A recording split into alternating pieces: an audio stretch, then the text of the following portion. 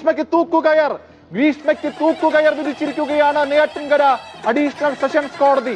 ഷാരോൺ രാജ് എന്ന 23 വയസ്സുള്ള തന്റെ പ്രണയിതാവിനെ കഷായത്തിൽ വിഷം കലർത്തി കൊലപ്പെടുത്തിയ കേസിൽ നെയ്യാറ്റിൻകരയിൽ 22 വയസ്സുകാരിയായിരുന്ന ഗ്രീഷ്മ എന്ന കുറ്റവാളിക്ക് തൂക്കുകയർ വിധിച്ചിരിക്കുകയാണ് നെയ്യാറ്റിൻകര അഡീഷണൽ സെഷൻസ് കോടതി. അപൂർവങ്ങളിൽ അപൂർവമായ കൊലപാതകമെന്ന വിശേഷണത്തിലേക്ക് നെയ്യാറ്റിൻകര ഷാരോൺ രാജ് വധക്കേസ് എത്തുകയാണ്. തീർത്തും ഞെട്ടിക്കുന്ന ഒരു വിധി പ്രസ്താവമെന്ന് തന്നെ നമ്മൾ പറയേണ്ടിയിരിക്കുന്നു.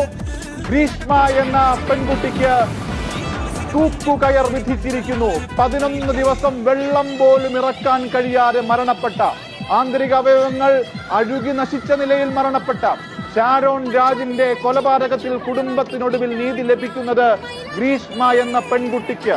വിഷം കലർത്തി ഷാരോൺ രാജിനെ കൊലപ്പെടുത്തിയ ഗ്രീഷ്മയ്ക്ക് കോടതി തൂക്കുകയർ നൽകിക്കൊണ്ടാണ്, വധശിക്ഷ നൽകിക്കൊണ്ടാണ് ഇതാ ഗ്രീഷ്മയ്ക്ക് തൂക്കുകയർ വിധിച്ചിരിക്കുന്നു നെയ്യാറ്റിൻകര കോടതി.